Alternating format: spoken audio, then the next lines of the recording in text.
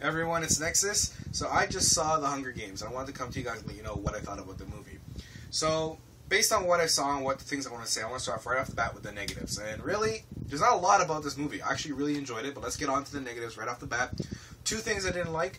One is shaky cam. Now, I'm a fan of shaky cam if it's used successfully, like if it's used in the proper manner. You know, of course, when you're actually seeing, let's say, for example, we all know, we saw the trailer, this happens a lot in the woods and stuff, or people who obviously read the books, you know, so if you're moving through, you know, the forest and you're trying to create that action sequence, of course, you know, use shaky cam and that works.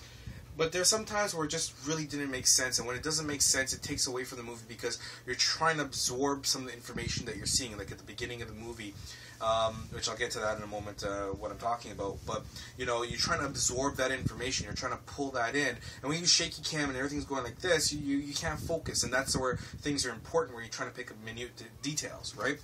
So that's my first complaint. Second complaint is that the movie is fairly long. It's about 2 hours and 20 minutes-ish, right around there. And it doesn't, the first 40 minutes or so is all kind of plot and very slow plot. That's kind of the main thing. It's not so much plot. I like plot in movies. That's when I do like that. But it does pick up very, very slowly. But the last bit there, all the way up until the end of the movie, so the first third of it is kind of slow, but the last 2/3 are really, really well done.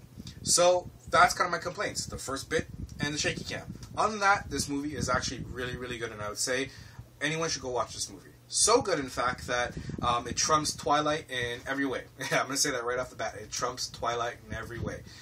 It was well put together. It was well received. It's got a much higher rating on Metacritic and Rotten Tomatoes than it does for Twilight, and there's a reason for that. It does deserve this, and you know, you really get a feel for the whole series and where they're going with it.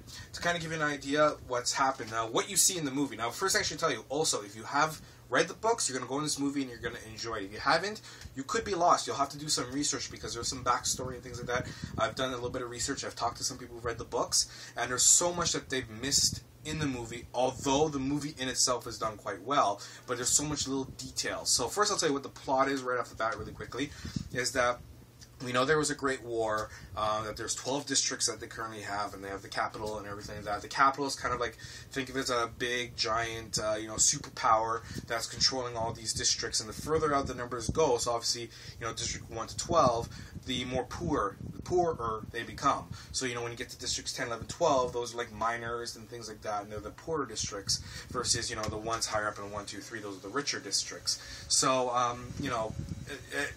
what they've done is, because there was this kind of big rebellion against the capital years ago, this is of course a post-apocalyptic world, so they already have the big apocalypse and this big kind of fight, and you don't see that, but they explain all this has happened, and this is after all that stuff has happened. So the government, the capital, has come in and they've actually they created this game where they take two participants, a boy and a girl, from each district, and they fight to the death.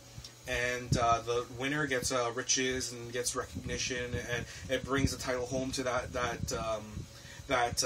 district and things like that. So that's kind of the whole synopsis of the movie, is that they get these two characters that are picked, and you go into these Hunger Games, and it's all about survival. And again, the name speaks for hunger for survival, hunger for food, hunger for shelter and water. It's all about survival, and of course, it's killing, right? You're putting young kids who are forced into these situations to survive. What they don't tell you is some of the things that happened in the capital. I'll recap that a little bit quickly, some of the things I did find out. Prior to this war, there's 13 districts, and there was this big uprising because people realized that the capital is not what they seem to be, so people had uprised against it. The capital fought back and wiped out one district completely, so that's why there's no 13th district, at least this is what I'm finding out.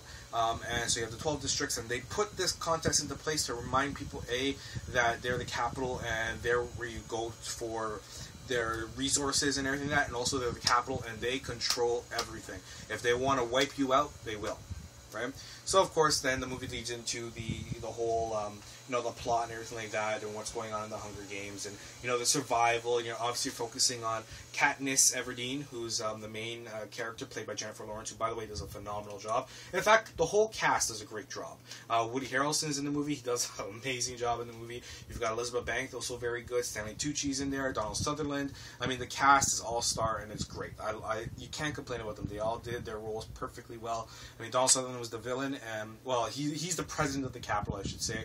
And you get this, he's not like that super villain. He's not, I'll rule the world sort of thing.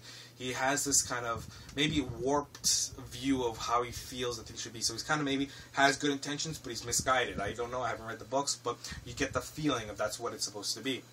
So anyways, and then so you have Katniss, you have her sister Primrose, who Primrose gets selected as her first year in. She gets selected, and Katniss goes and volunteers herself in replacement to Primrose.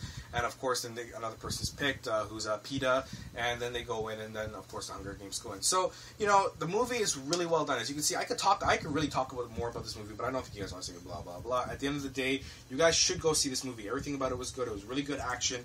You really felt for the character. They even do little things, like for example, I've seen survival movies in the past. Someone sleeps in a tree, they just sleep there. I'll just say this right off the bat. Like for example, she would sleep in the tree. She would take some rope and tie herself to the tree so she wouldn't fall. Those are little minute details that makes big difference in the movie. It really kind of shows the gritty realism of it. So I did enjoy it, and I would say you guys should see it. So at the end of the day, why are you watching this? Go check the movie. All right. This next is for Team PG. Take care and have a good one.